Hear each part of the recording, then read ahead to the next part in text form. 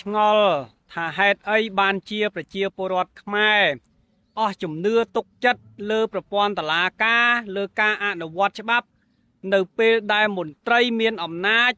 ធ្វើខុសដូចជាករណីបើកបរដោយគ្រឿងស្រវឹងបើកបុកសម្លាប់មនុស្សគេហៅថាស្លាប់ពេញផ្លូវដោយសារតែផឹកស្រាហើយបើកបរមិនមែនប្រជាពលរដ្ឋធម្មតាឯណាបងប្អូនហើយសិតតែមន្ត្រីក្រាក់ក្រាក់ហើយបើកបរស្រវឹងបុកគេស្លាប់ពេញផ្លូវបែបហ្នឹងនេះហើយនៅពេលដែលប្រជាពលរដ្ឋខ្មែរប្រតិកម្មរិះគន់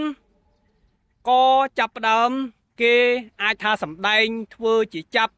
យើងឃើញហើយវាការអនុវត្តច្បាប់ស្តង់ដារ2បងប្អូននៅពេលដែលអ្នកមានអំណាចបើកបុកគេស្លាប់ហើយបែរជាឈរកាន់អាយកូមច្រត់ចកេះច្រែងកប៉ៅវាគួរឲ្យសង្វេគវាគួរឲ្យគេហៅថាវាគួរឲ្យអាម៉ាស់ហើយអត់ឲ្យប្រជាពលរដ្ឋខ្មែរឈឺចាប់អត់ឲ្យប្រជាពលរដ្ឋខ្មែរលែងជឿទុកចិត្តទៅលើច្បាប់យ៉ាងម៉េចបើសិនបើអ្នកមានអំណាចបើកបុកគេស្លាប់ហើយបែរជាការអនុវត្តច្បាប់បែរជាបែបហ្នឹងដល់ទៅពេលប្រជាពលរដ្ឋខ្មែររិះគន់ខ្លាំងទៅគេចាប់ផ្ដើមចេញមកសម្ដែងថានឹងកាត់ទោសធ្ងន់ធ្ងរនេះវាគឺជារូបភាពហើយកុំបន្ទោសប្រជាពលរដ្ឋខ្មែរ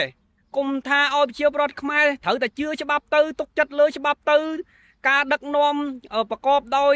នីតិរដ្ឋច្បាប់គឺច្បាប់ប្រជាពលរដ្ឋខ្មែរគាត់ស្វែងយល់គាត់ដឹងគាត់លែងទុកចិត្តអញ្ចឹងនៅពេលដែលប្រជាពលរដ្ឋខ្មែរគេលែងទុកចិត្តច្បាប់គុំបន្ទោសគេដឹងថាអូឃើញទេបងប្អូនករណីជាច្រើនអុកញ៉ាបាញ់សម្លាប់គេដូចសត្វដូចធាតុយើងឃើញហើយអនុវត្តច្បាប់ដល់ពេលពលរដ្ឋខ្មែរលែងតាមដានមិនដឹងរឿងនឹងទៅដល់ណាឃើញទេអាករណីបើកបុកគេស្លាប់នៅលើស្ពានស្អីហ្នឹងមិនដឹងទៅដល់ណាដល់ណីគ្មានចាប់មានអីនៅពេលដែលពលរដ្ឋប្រតិកម្មទៅគេដុតដៃដុតជើងមកឆាវតាមប្រជាពលរដ្ឋខ្មែរអញ្ចឹងទៅខ្ញុំក៏ឆ្លៀតពេលអរគុណប្រជាពលរដ្ឋខ្មែរដែរដែលឃើញរឿងអយុត្តិធម៌តែងតែចេញរិះគន់តែងតែចេញប្រតិកម្មសំលេងបងប្អូននឹងហើយដែលជួយឲ្យសង្គមមានយុត្តិធម៌គុំសង្ឃឹមទៅលើពួកអាតដុល្លារការគេហៅថាមានលុយមានយុត្តិធម៌មានអំណាចគឺអាចឈ្នះអ្វីគ្រប់បែបយ៉ាងគេហៅថាពួកមានលុយធ្វើគេហៅថាប្រើ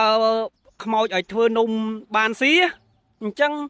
មានតែប្រជាពលរដ្ឋខ្មែរខ្លួនឯងនឹងទេដែលធ្វើឲ្យ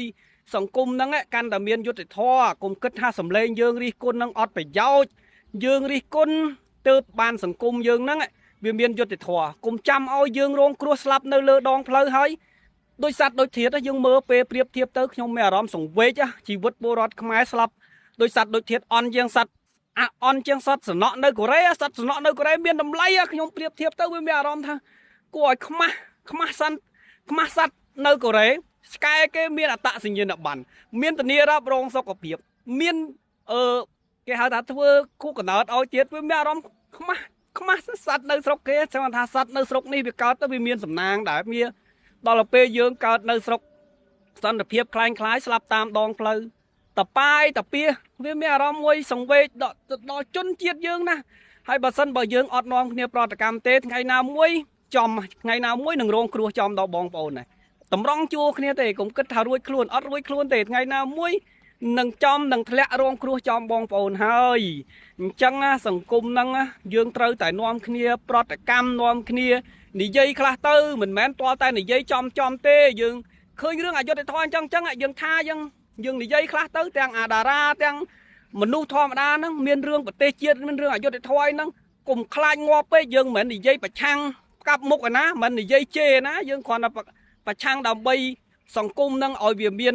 ការកែតម្រូវឲ្យវាមានច្បាប់គេហៅថាច្បាប់ឲ្យអនុវត្តកុំឲ្យមានស្តង់ដារ2កុំឲ្យអនុវត្តតែពួកយើងអ្នកក្រពួកអ្នកក្រគេអនុវត្តច្បាប់គេដាក់គុកភ្លាមគេវាយខ្នោះភ្លាមចំណែកពួកអាផ្កាយ4ផ្កាយ5បើកឡានបុកគេឈរច្រែងចកេះមានកាន់អាយកូមតាក់តងធ្វើមិនដឹងយើងគិតមើលអញ្ចឹងវាធ្វើឲ្យប្រជាពលរដ្ឋខ្មែរ